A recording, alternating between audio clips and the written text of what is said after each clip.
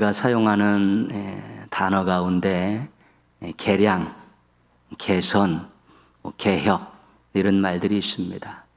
이런 말들의 우리 첫 자는 전부 똑같은 의미를 가지고 있습니다. 고칠 개자입니다. 고칠 개. 물론 고친다는 의미를 할 때 우리가 개자를 앞에 쓰는데요. 아까 말씀드린 우리 세 단어를 한번 보시면요. 개량, 개선, 개혁입니다.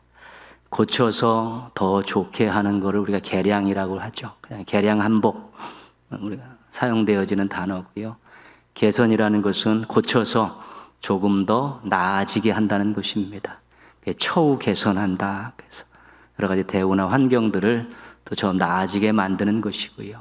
개혁은 새롭게 뜯어 고치는 것입니다. 요즘 우리가 화두가 되고 있는 검찰개혁, 언론개혁 이런 말들 자주 쓰지 않습니까? 기존 것 갖고 안 되니까 조금 더 많이 고쳐서 쓰자는 그런 것입니다. 우리 기독교 역사에도 또 가슴 아픈 일이고 한편으로는 감사할 일이 있는데 그게 바로 종교개혁입니다. 가슴 아픈 이유는 교회가 타락을 한 것이죠. 신앙이 변질이 된 것입니다.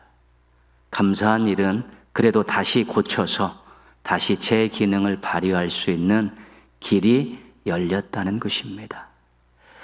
주 30년대에 초대교회가 세워졌습니다. 그래서 정말 성령님의 강림으로 세워진 교회가 열심히 사랑을 나누고 열심히 전도하면서 부흥했죠. 그런데 거의 64년부터 300년까지 로마의 박해를 받습니다. 큰 박해만 10번이나 있을 정도죠. 그 박해를 교회가 겪어내고 있습니다. 그러다 결국은 380년대에 로마의 국교로 인정을 받게 됩니다. 박해를 받던 교회가 나라를 다시 이제 새롭게 만드는 주역으로 성장하게 된 것입니다. 그렇게 또 잘 성장하던 교회가 590년을 기점으로 로마에 있는 교회가 모든 교회들을 전부 다 장악을 하게 됩니다. 중심이 되죠. 그래서 그 교회를 우리가 중세교회라고 하고 로마 카톨릭 교회라고 그렇게 이야기합니다. 그로부터 1000년이 흐른 후에 종교개혁이 일어났습니다. 1000년 동안 로마를 중심으로 했던 그 교회가 타락을 한 것입니다. 신앙이 변질이 되어서 더 이상 교회로서의 면면들을 다 잃어버려서 종교개혁이 일어나게 된 것입니다. 우리가 종교개혁의 그런 어떤 외침들, 또 원칙들 이런 것들이 3개도 있고 5개도 있고 많이 만들어갈 수 있는데 3개만 보면 이렇습니다. 오직 성경, 오직 믿음, 오직 영광입니다. 종교개혁이 이런 것들을 가지고 이런 주제와 원칙을 가지고 했다는 것은 반대되는 일들이 끊임없이 일어났다는 것입니다. 교회 안에서. 성경이 신앙과 삶의 근본이 되어야 되고 또 기준이 되어야 되는데 전통이나 또 교황의 말이나 이런 것들이 성경의 권위와 거의 맞먹게 된 것이죠. 하나님의 말씀과 인간의 말이 같이 섞여 있으니까 당연히 그 속에서 부패할 수밖에 없는 것입니다. 하나님은 거룩하시지만 인간들의 욕망이 있고 욕심이 있기 때문에 탐심이 있기 때문에 반드시 인간의 말들이 움직이는 곳에는 문제가 생기게 되는 것입니다. 하나님의 은혜로 믿음으로 구원받는다는 사실은 분명히 성경에 명시되어 있는 구원의 방법입니다. 그러나 인간의 선행을 통해서 공덕을 통해서도 구원받을 수 있다는 길을 열어놓으면서 이제는 구원의 길을 다각도로 만들었죠. 그래서 면죄부를 또 판매하기도 하는 것이고 엉뚱한 것들에 대한 공로를 인정해 주면서 그것 때문에도 구원받을 수 있다라고 가르치면서 돈을 긁어 모으기 시작한 것입니다. 타락할 수밖에 없죠. 모든 교회와 성도들의 삶의 존재의 목적은 하나님의 영광입니다. 그런데 교황이 신격화되고 교회가 정말 자신의 부를 권력을 축적하는데 너무 골몰한 나머지 하나님의 영광 받으시는 교회가 아니라 인간들이 이득을 얻고 권력을 얻고 명예를 얻는 그런 것들로 전락해서 타락한 것입니다. 한마디로 말씀드리면 종교가 사람들의 힘이 되지 못하고 짐이 되어버린 것입니다. 이것은 예수님 당시 유대교도 마찬가지입니다. 예수님께서 끊임없이 화 있을 진자고 외친 내용들을 보면 그 유대 종교 지도자들이 백성들에게 힘을 실어주는 것이 아니라 그들에게 짐을 쥐어줬기 때문에 예수님께서 그렇게 신랄하게 책망하셨듯이 중세교회도 결국은 이 사람들의 힘이 되지 못하고 짐이 되어버리는 그런 지경에 이른 것입니다. 그래서 뜻 있는 사람이 하나님의 감동함을 받은 사람들이 여기저기서 일어나면서 종교개혁을 이뤘고, 그래서 거기서 다시 우리가 속해 있는 이 개신교 개혁교회가 탄생하게 된 것입니다. 종교개혁이 일어난 지 504년이 지났습니다. 1000년의 교회가 타락을 해서 종교개혁이 일어났는데 지금 500년이 지났는데 우리가 한국 교회를 바라보면서 마음이 무거운 이유는 그때 종교개혁 당시에 외쳤던 오직 성경, 오직 믿음, 오직 영광이라는 이 기준에 비추어 볼 때 부족함들이 많이 발견되기 때문에 그렇습니다. 그런 것에 턱없이 미치지 못하는 교회 현실 때문에 우리의 마음이 무거운 것입니다. 성경을 신앙과 삶의 원칙으로 세우는 교회, 오직 예수님을 믿음으로 구원받는다는 진리가 변함없는 교회, 하나님의 영광을 위해 존재하는 교회, 이것이 바로 우리가 세우고 또 우리가 속해고자 하는 교회의 아름다운 모습이고, 우리는 그것을 늘 지켜가면서 하나님의 뜻을 이 땅에서 받들고 살아야 되는 것입니다.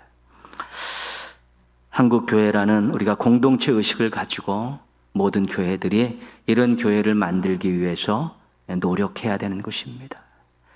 우리 교회도 다시 이제 구석구석을 점검하면서 건전한 신앙이 살아있는 교회로 만들어갈 그러한 시기에 이르렀습니다. 명목상의 교회가 아니라 하나님께, 이웃에게 꼭 필요한 교회가 되어야 된다는 것입니다. 더불어서 교회의 지체인 모든 성도들도 자신의 신앙과 삶을 면밀히 살펴야 됩니다. 왜냐하면 지체가 건강해야 몸이 건강한 것입니다. 우리 한 사람 한 사람이 건강한 신앙, 건전한 삶을 살아야지만이 교회 공동체가 건강해질 수 있기 때문에 그런 것입니다.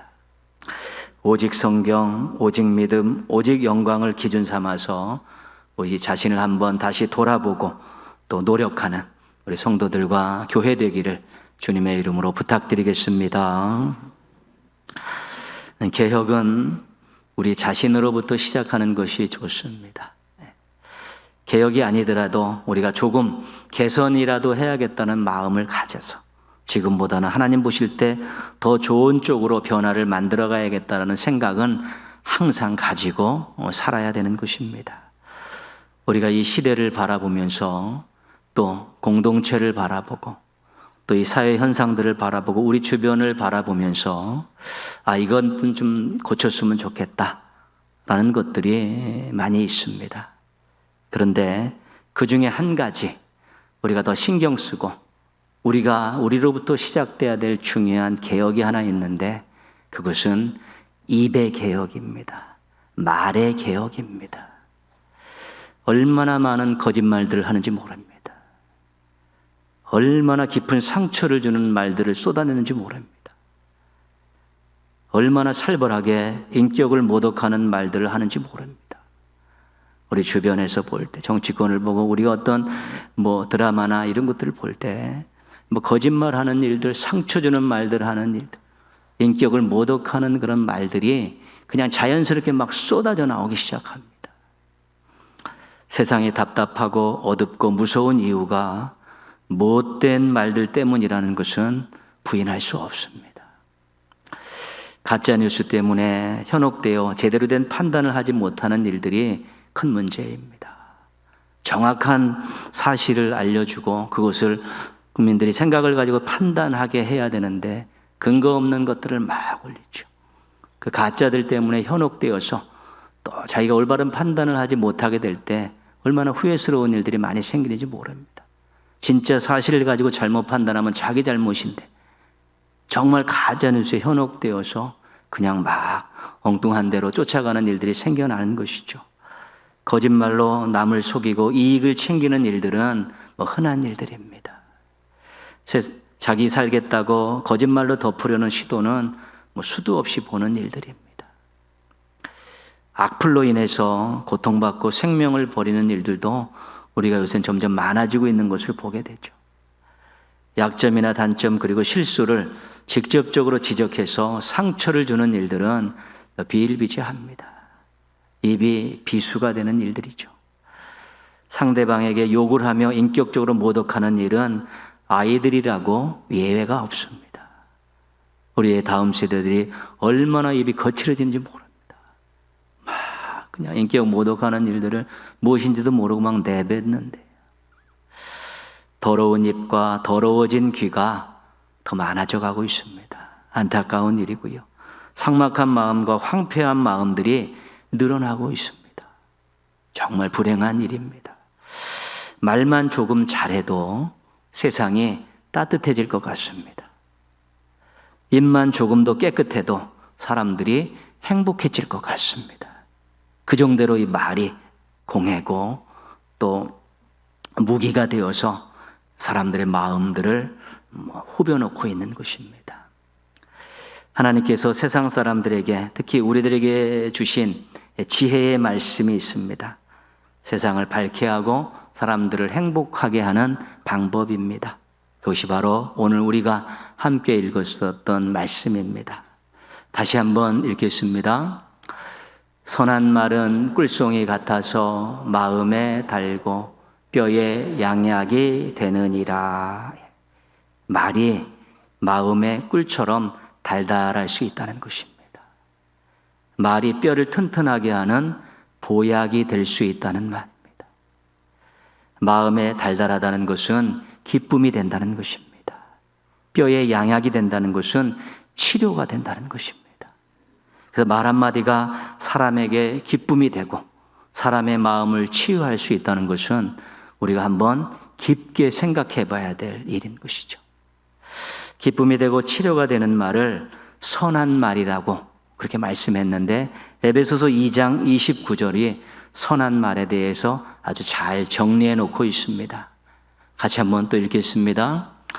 무릇 더러운 말은 너희 입 밖에도 내지 말고 오직 덕을 세우는데 소용되는 대로 선한 말을 하여 듣는 자들에게 은혜를 끼치게 하라. 선한 말의 반대말은 더러운 말입니다. 선한 말은 덕을 세우는 말이고 선한 말은 듣는 자들에게 은혜를 끼치는 말입니다. 아주 잘 정리해 놓고 있습니다. 자기 입도 더러워지고 듣는 사람 귀도 더럽게 하는 말이 더러운 말입니다. 자기 입도 거룩하게 하고 듣는 사람의 귀도 행복하게 하는 말이 이제 선한 말입니다. 선한 말이 어떤 말인가? 굉장히 많습니다. 오늘은 우리가 두 가지만 살펴보려고 하는데 첫 번째는 축복하는 말입니다. 축복하는 말은 다른 사람이 잘 되기를 비는 말이죠. 구약 성경에 보면 지도자들이 그 구성원들을 축복하지요. 왕이 백성들을 축복하고 선지자들이 또 백성들을 축복하고 그렇습니다. 그리고 부모가 자녀들을 축복합니다. 구약 성경의 특징이죠. 지도자들이 부모가 그 구성원들과 자녀들을 축복하는 일들이 구약 성경에 엄청나게 많이 나옵니다. 신약 성경에는 예수님께서 축복하신 모습들이 많이 나옵니다. 그리고 특이한 것은 예수님께서는 너희를 저주하는 자를 축복하라 그렇게 말씀하셨습니다. 로마서 12장 14절에서는 너희를 핍박하는 자를 축복하라 또 그렇게 말씀하고 있죠. 저주하고 핍박하는 사람들은 원수 같은 사람 아닙니까? 그런 사람들을 축복하라고 말씀하셨으면 그 외에 주변에 있는 사람들은 늘 축복하라는 것입니다. 다른 사람의 잘됨에서 기쁨을 누릴 수 있으면 신앙과 인격이 건강한 것입니다. 근데 다른 사람의 못됨에서 기쁨을 누리려고 하면 그 신앙과 인격이 건강하지 않습니다. 그래서 누군가를 우리가 축복하고 누군가를 위해서 또 중보할 때 그들이 잘 되는 모습을 바라보며 기대하면서 기뻐하고 또 함께 어울릴 수 있으면 건강한 인격과 신앙을 가진 것이지. 근데 누군가가 안 되는 것을 보고 통쾌하게 생각하면서 또 그렇게 되려고 또 시도하는 그런 마음은 건강하지 못한 인격과 신앙입니다.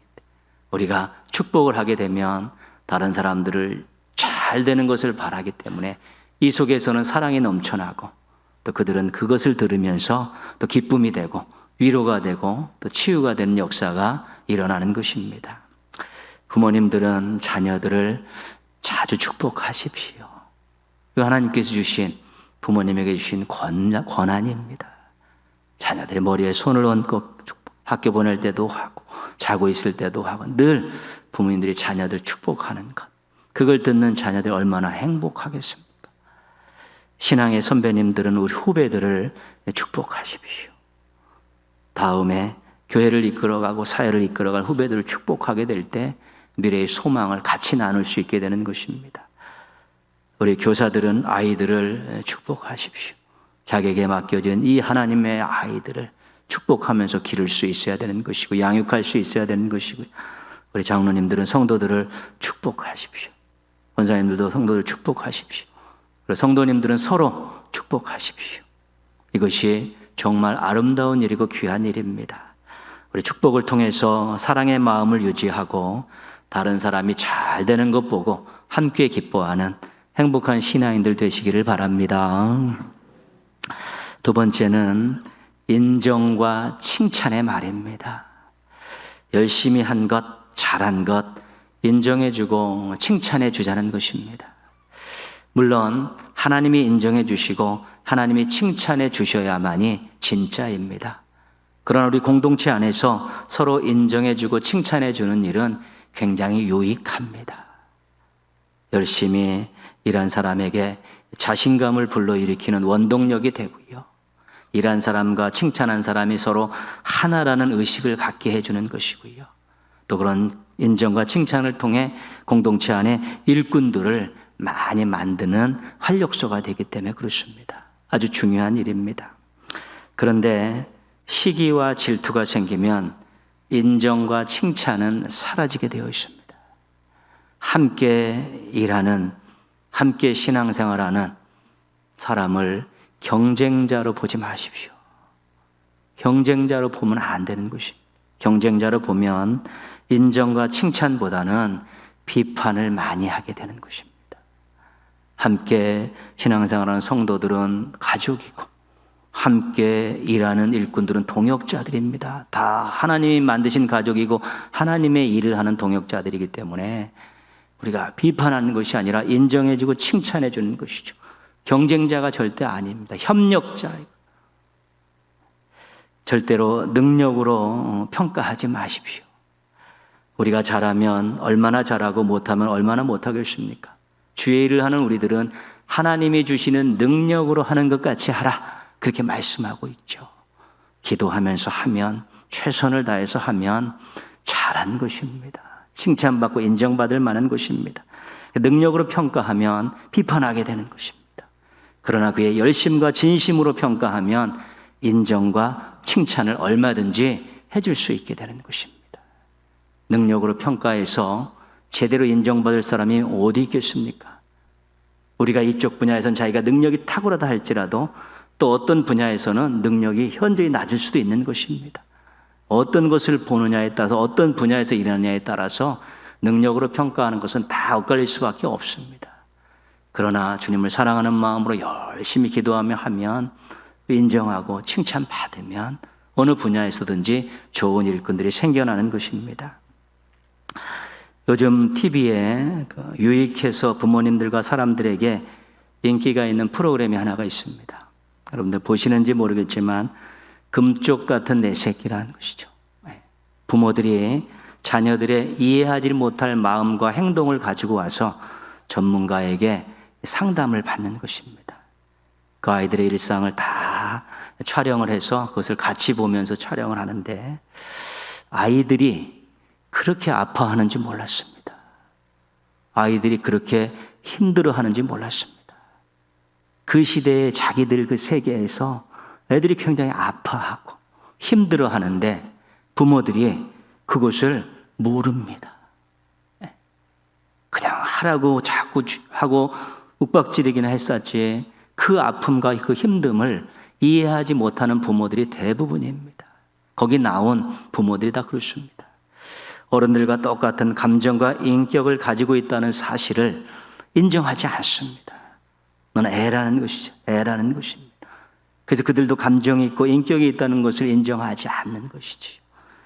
그래서 이 프로그램들을 보면서 사람들을 좀 깊게 보고 넓게 보고 우리 또 뒤 걸어온 길들도 좀 보면서 생각을 해야겠다는 그런 마음들을 가져봅니다. 몇 번에 걸쳐서 나왔던 우리 공통적인 상황들이 있습니다. 제가 많이 보지는 않았는데 그때마다 꼭 나오는 상황은 뭐냐면 아이들의 문제를 살피다가 이 오은영 박사라는 전문가가 부모님들에게 어린 시절을 물어봅니다. 어머님의, 아버님의 어린 시절은 어떠셨습니까? 라고 물어보면서 이 부모가 아이들을 잘 키우려고 사랑하는 마음으로 잘 키우고 열심히 일하고 완벽하게 키워내려고 노력하는 그런 부모님들이죠.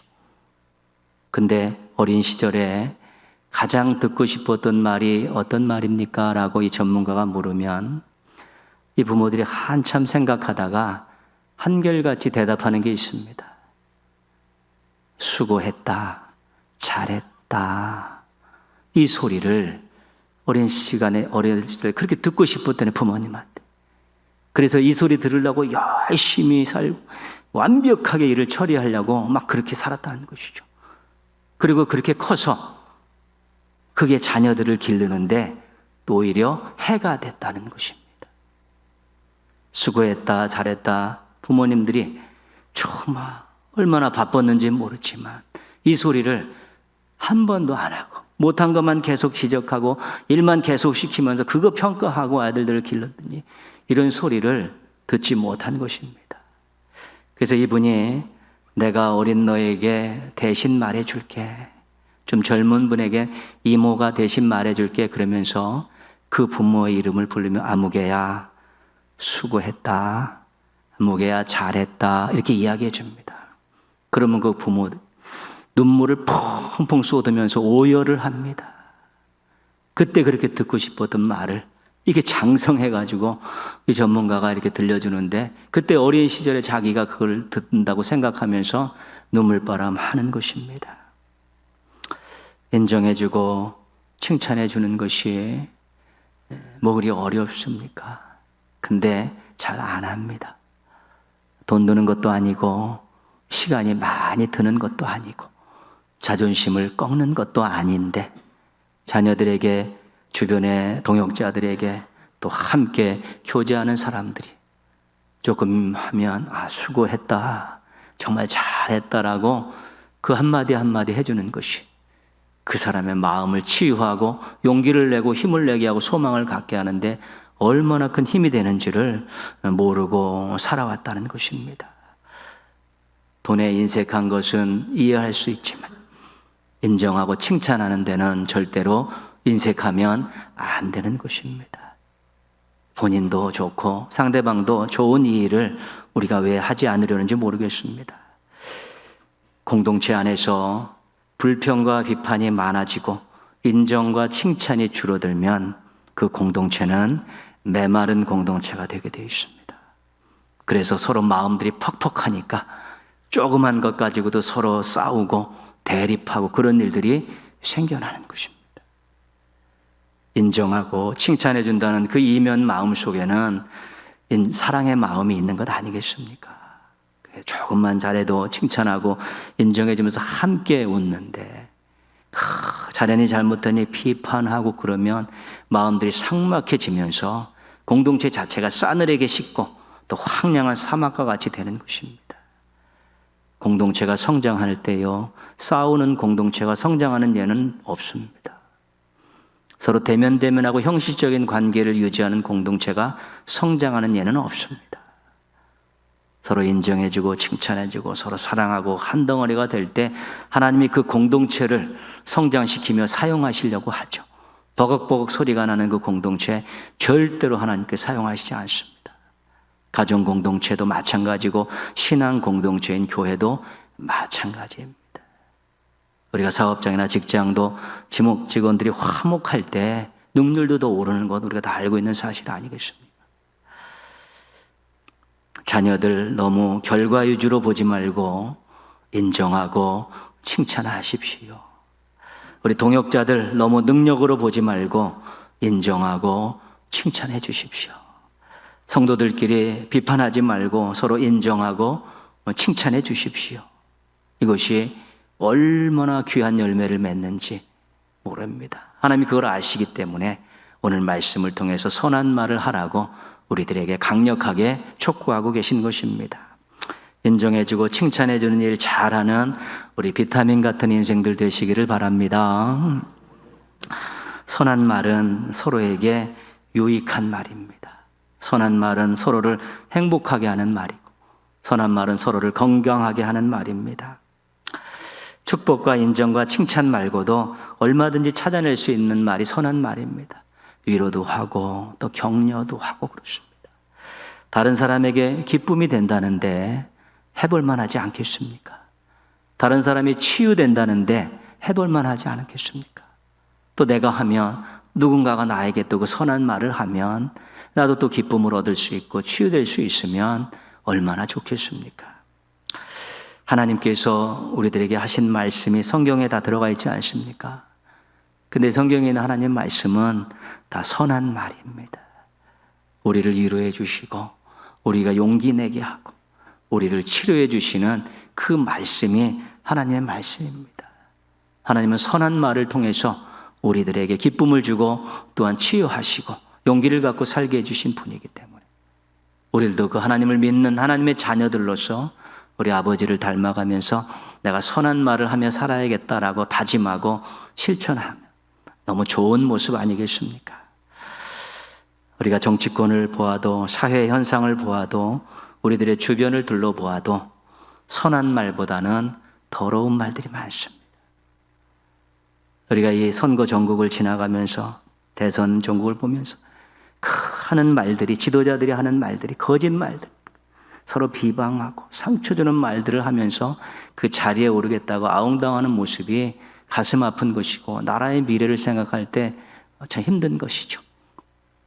국민들이 그것을 보고 우리 다음 세대들이 그런 것들을 보고 크는데 그 영향, 악영향을 어떻게 떨쳐버릴 수 있을까 걱정이 되는 것이죠.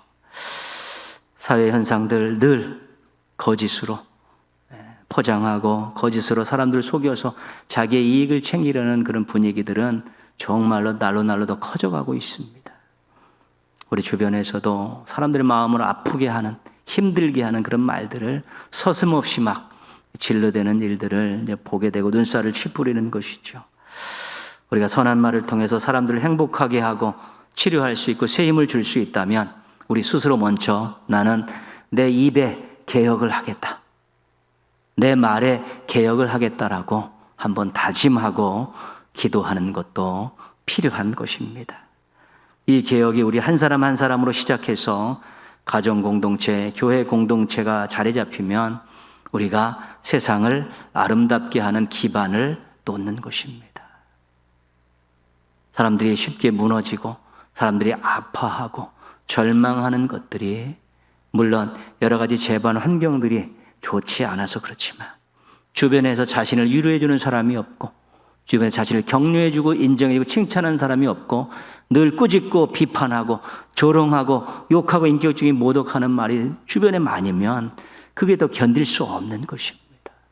그러나 삶의 형편이 조금 어렵고 힘들더라도 다독다독 거려주고 위로해주고 인정해주고 칭찬해주고 격려해주는 사람이 있으면 살만 나는 것입니다. 미래를 바라볼 수 있고 거기다가 우리가 하나님 앞에 겸손히 기도하게 된다면 우리는 미래를 더 밝은 모습으로 맞이할 수 있게 되는 것입니다. 이제 우리가 한번 또 종교개혁주를 맞이해서 우리가 뭐 종교개혁을 할 만한 그런 상황은 아니지만 우리가 한 가지 같이 한번 결단하고 앞으로 기도하며 나가겠으면 좋겠습니다. 제가 선창하겠습니다. 여러분 따라 하시고요. 나부터 개혁하겠습니다. 입의 개혁자가 되겠습니다. 꼭 가슴에 담고 실천하시기를 부탁드리겠습니다. 성경을 통해서 우리에게 선한 말을 주신 우리 하나님을 기억하시면서 하나님의 자녀로서 나도 이제 선한 말을 자주 하고 많이 하는 입의 개혁자가 되겠다, 말의 개혁자가 되겠다. 다시 한번 더 다짐하시고 또 실천하며 살아가는 우리 멋진 신앙인들 되시기를 주님의 이름으로 축원합니다. 기도하겠습니다. 우리 한번 같이 기도하실 때요.